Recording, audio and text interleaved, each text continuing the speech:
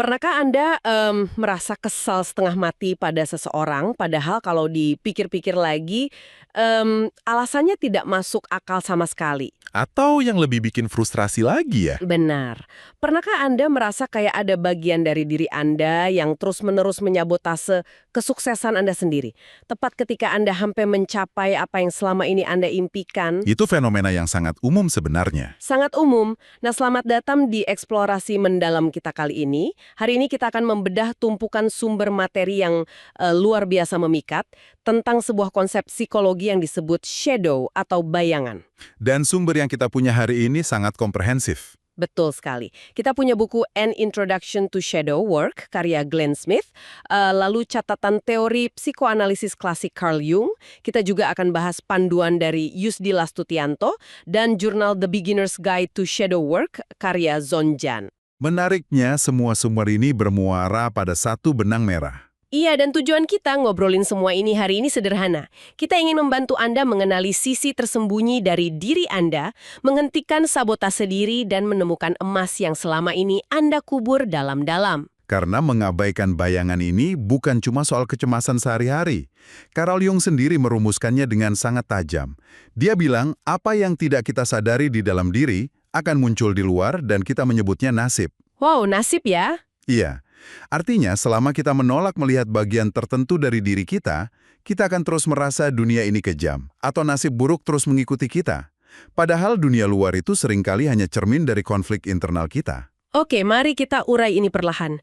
Untuk bisa mengerti apa itu shadow, kita butuh sebuah analogi. Coba Anda bayangkan kepribadian Anda itu seperti sebuah rumah besar. Analogi rumah ini sangat pas. Menurut Jung, bagian sadar kita yang sering kita sebut ego itu adalah ruang tamu. Ruangannya terang, tertata rapi, banyak foto kebahagiaan. Ini area yang kita pamerkan ke tamu. Tempat kita memajang identitas kita. Tepat. Anda melabeli ruang tamu ini dengan saya orang yang ramah atau saya sangat sopan. Tapi rumah itu juga punya ruang bawah tanah. Dan kuncinya sengaja kita sembunyikan. Ruang bawah tanah yang gelap dan berdebu inilah yang disebut shadow. Di sanalah kita membuat karakteristik dan emosi yang tidak kita sukai, yang kita tolak, dan mati-matian kita sembunyikan. Jika kita hubungkan analogi rumah itu dengan gambaran yang lebih besar, pertanyaannya adalah, dari mana sebenarnya ruang bawah tanah ini berasal? Mengapa kita repot-repot menyembunyikan sebagian dari diri kita? Pasti ada pemicunya, kan? Berdasarkan catatan Yusdi Lastutianto, ini dimulai sejak kita masih sangat kecil. Insting utama anak-anak adalah bertahan hidup. Dan itu berarti mendapatkan cinta serta validasi dari orang tua.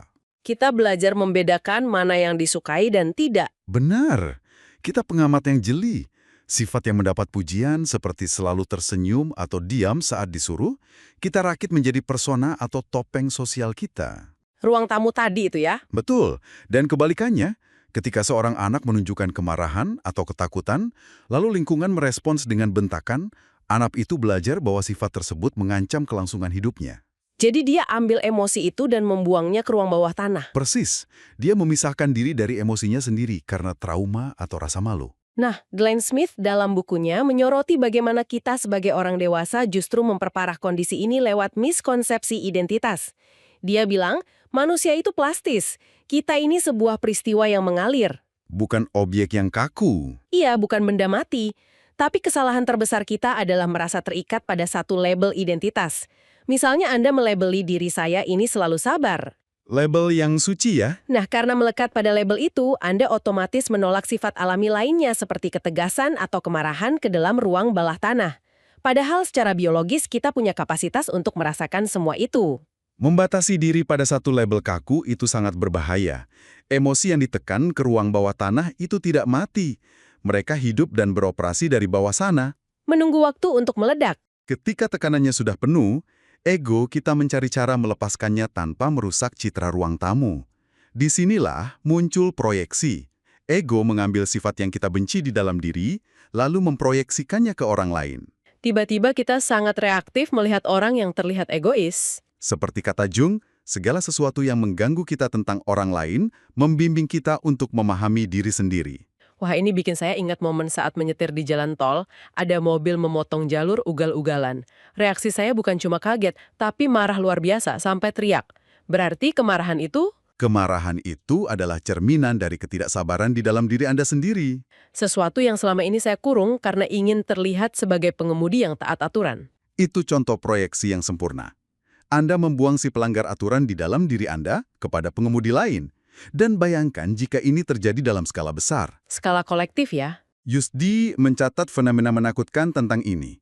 Ketika shadow pribadi dari banyak individu berkumpul, ia menjadi collective shadow atau bayangan kolektif. Ini yang menjelaskan kebencian kelompok dan polarisasi ekstrim itu. Tepat. Kita membuang kegelapan dan ketakutan yang tidak sanggup kita akui kepada kelompok lain. Kita melabeli mereka monster, padahal kita sedang memerangi monster di cermin kita sendiri. Oke, membicarakan kolektif shadow itu agak bikin merinding sih. Tapi mari kita tarik kembali ke level individu. Disinilah ini menjadi sangat mengarik. Kalau ruang bawah tanah ini tidak memproyeksikan diri keluar, ia akan berbalik arah. Menyerang ke dalam. Dan inilah inti dari sabotase diri. Yusdi membedah ini menjadi 4 jenis sabotase. Saya yakin pendengar pasti pernah mengalami setidaknya satu. Pertama, sabotase kinerja. Ini bukan sekadar kemalasan biasa. Sama sekali bukan. Ini menunda pekerjaan penting atau terperangkap dalam perfeksionisme karena di alam bawah sadar Anda sangat ketakutan akan kegagalan atau bahkan kesuksesan. Sabotase kinerja ini umum karena perfeksionisme adalah tameng dari shadow. Lalu yang kedua adalah sabotase emosional. Bentuknya berupa inner critic yang sangat kejam. Suara yang berbisik, kamu tidak cukup pintar. Benar. Dan memunculkan imposter syndrome di mana Anda merasa seperti penipu padahal Anda punya semua kualifikasinya. Mendengar suara sendiri menjatuhkan mental itu sungguh melelahkan. Lanjut ke jenis ketiga, yaitu sabotase relasi. Pernahkah Anda merasa cemburu buta tanpa alasan? Atau sengaja memicu pertengkaran. Ia merusak hubungan yang harmonis. Kenapa? Karena jauh di lubuk hati shadow meyakini Anda tidak pantas dicintai. Anda memilih menghancurkan hubungan sekarang daripada takut ditinggalkan nanti. Sebuah bentuk perlindungan diri yang ironis. Dan yang terakhir, sabotase profesional. Anda menolak peluang besar, menghindari tanggung jawab kepemimpinan, atau diam saat rapat. Menyusutkan diri sendiri karena shadow menyimpan memori bahwa menjadi bersinar itu berbahaya. Mungkin karena di masa lalu Anda dihukum saat mencoba tampil menonjol. Dan yang menyedihkan, akarnya sama. Kita merasa gagal mendisiplinkan diri, padahal pikiran bawah sadar hanya menjalankan program pertahanan lama untuk melindungi kita dari rasa sakit. Masalahnya, program perlindungan ini sudah usang. Menggeser cara pandang terhadap sabotase diri ini adalah langkah awal yang krusial. Begitu sadar bagian itu mencoba melindungi kita bisa berhenti membenci diri sendiri. Dan bicara soal menggeser perspektif, ini bagian favorit saya dari semua sumber kita. Tentang Golden Shadow ya? Betul. Mendengar kata ruang bawah tanah, kita membayangkan isinya hal gelap. Tapi psikoanalis Robert A. Johnson membawa konsep yang memutarbalikkan pemahaman itu. Di sudut terdalam ruang bawah tanah kita ada peti berisi emas murni. Yang menarik di sini adalah kita tidak hanya menekan sifat negatif, kita sering membuang potensi positif kita yang paling brilian karena menjadi brilian membawa resiko. Kapasitas kepemimpinan, kreativitas, atau keberanian dibuang karena lingkungan waktu kecil tidak siap menerimanya. Anda mungkin dipanggil terlalu ambisius atau sok tahu, jadi Anda meredupkan cahaya Anda sendiri. Saya mau kasih contoh yang pasti relatable buat pendengar. Pernahkah Anda mengidolakan seseorang secara berlebihan, merasa terpesona, dan menganggap mereka jauh lebih spesial dari Anda? Itu adalah proyeksi Golden Shadow. Saat Anda menempatkan seseorang di atas alas yang tinggi, Anda sedang melihat potensi kebesaran di dalam diri Anda sendiri. Emas itu ada di dalam diri Anda. Anda mengecilkannya karena takut dengan tanggung jawab menjadi besar.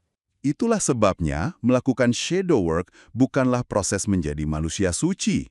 Tujuannya adalah merebut kembali apa yang hilang dari diri kita. Mengambil kemarahan agar bisa menjadi ketegasan. Dan mengambil emas kreativitas kita kembali. Tapi teorinya indah, dipraktikkan pasti menakutkan. Dari mana kita mulai tanpa merasa kewalahan? Disinilah panduan Zonjan sangat membantu. Ya, dia menyuruh kita duduk dan bernapas dulu. Memulai dengan pranic breathing. Tarik napas 7 detik, tahan 1, buang 7, tahan 1. Atau gunakan ritme 6-3-6-3. Kelihatannya sepele, tapi kenapa pernapasan ini ada di urutan pertama? Karena kita berurusan dengan biologi. Sistem saraf tidak bisa membedakan ancaman fisik dikejar harimau dan ancaman emosional memori masa lalu. Oh, jadi kalau masih tegang, pikiran sadar tidak akan buka pintu ruang bawah tanah ya? Tepat sekali, pranic breathing mengirim sinyal aman ke otak. Setelah rileks, barulah proses mencari pola pemicu bisa dilakukan tanpa menghakimi. Setiap kali emosi negatif muncul, insting kita pasti lari. Tapi Zonjan memperingatkan hentikan lari, rasakan emosi itu tanpa menghakimi. Jangan dianalisis, rasakan saja. Memberikan ruang bagi emosi inilah yang menjadi pintu masuk. Cerita Zonjan soal ujian matematika itu sangat menggambarkan ini. Anekdot yang luar biasa kuat. Suatu hari Zonjan berkomunikasi dengan bawah sadarnya. Dia bertanya, kenapa saya selalu merasa tidak pernah cukup baik? Tiba-tiba muncul ingatan masa kecil saat dia dapat nilai matematika 98. Nilai yang sangat bagus untuk anak kecil. Dia berlari memamerkan kertas itu berharap pelukan. Tapi ibunya merespons dingin dan bilang, dapatkan nilai 100 di lain waktu. Di titik itulah lukanya tertanam. Sensasi antusiasme yang hancur itu menciptakan program baru, usahaku tidak akan cukup kecuali sempurna. Dengan menyadari dan memeluk kembali anak kecil di memori itu, Zonjan bisa melepaskan cengkraman rasa tidak cukup baik tersebut. Pendekatan kelembutan yang sangat efektif. Di sisi lain, kita punya pendekatan Glenn Smith yang jauh lebih agresif. Smith menyebutnya kejujuran yang brutal. Dia punya latihan ekstrim yang bikin saya agak mual membacanya. Latihan 1000 sifat manusia. Itu didesain untuk menghancurkan pertahanan ego. Jadi Smith menulis 1000 sifat, dari dermawan sampai sifat mengerikan seperti manipulatif, pencuri, bahkan pembunuh. Lalu dia memaksa dirinya mengakui bahwa ia memiliki potensi untuk menjadi semua itu. Mengakui potensi menjadi pembunuh itu butuh kejujuran tingkat tinggi. Konteksnya dalam pertahanan hidup ekstrim, jika keluarga disakiti, kita punya potensi mematikan itu di dalam DNA kita. Tujuan latihan ini bukan buat kita merasa jadi penjahat, kan? Bukan. Tujuannya menghancurkan arogansi ego yang merasa suci. Saat kita bisa bilang, ya saya punya benih keserakahan, kita jadi lebih pemaaf terhadap kekurangan orang lain. Untuk melengkapi itu, Smith membagikan teknik visualisasi lift. Coba bayangkan Anda masuk ke lift kosong. Tombolnya dilabeli nama sifat manusia, seperti egois atau pengecut. Anda menekan tombol egois dan lift turun ke area bawah sadar. Saat pintu terbuka, Anda melihat memori spesifik di masa lalu di mana Anda bertindak sangat egois. Dan biasanya insting kita mencari alasan. Tapi dalam visualisasi ini, Anda tidak boleh beralasan. Anda hanya menatap versi diri Anda itu dan berkata, ya, itu saya. Sifat itu adalah bagian dari pengalaman saya sebagai manusia. Anda merangkulnya tanpa pembelaan. Proses merangkul itulah yang membawa ke tahap akhir integrasi. Carl Jung punya metode active imagination. Seperti bermimpi saat sadar. Anda membayangkan kemarahan memiliki wujud, lalu berdialog dengannya. Bertanya apa yang kamu butuhkan dari saya? Ini negosiasi dengan diri sendiri. Kalau itu terlalu abstrak, ada mirror work. Di depan cermin, Latihan yang terlihat sederhana tapi sangat emosional. Anda menatap mata Anda sendiri, menembus rasa tidak nyaman, lalu mengucapkan afirmasi. Saya menerima bayangan saya mencintai sisi gelap saya. Semua bagian dari diri saya valid. Sebuah deklarasi penghentian perang saudara di dalam diri. Jadi apa arti dari semua ini? Inti dari eksplorasi shadow bukanlah untuk menjadi manusia sempurna. Jung menyebutnya individuasi. Menjadi manusia yang utuh, kuat sekaligus rentan, menerima cahaya dan kegelapan, lalu bertanggung jawab atas keduanya. Manfaatnya Anda menemukan kedamaian batin. Energi mental untuk pura-pura bisa dipakai berkarya. Harga diri Anda menjadi permanen karena Anda tidak lagi bertarung melawan diri sendiri. Perjalanan yang sepadan. Terima kasih kepada Anda yang telah menemani diskusi mendalam ini. Sebelum menutup, saya ingin meninggalkan satu pemikiran provokatif untuk direnungkan. Bagaimana jika sifat atau emosi yang saat ini paling Anda benci dan Anda anggap sebagai kelemahan terbesar Anda? Sesuatu yang mati-matian Anda buang. Sebenarnya adalah bahan bakar utama yang paling Anda butuhkan untuk mencapai terobosan terbesar dalam hidup Anda berikutnya, dan sifat itu hanya sedang diam menunggu Anda memberikan izin kepadanya untuk eksis. Pikirkanlah itu saat Anda bercermin nanti. Sampai jumpa di eksplorasi kita selanjutnya.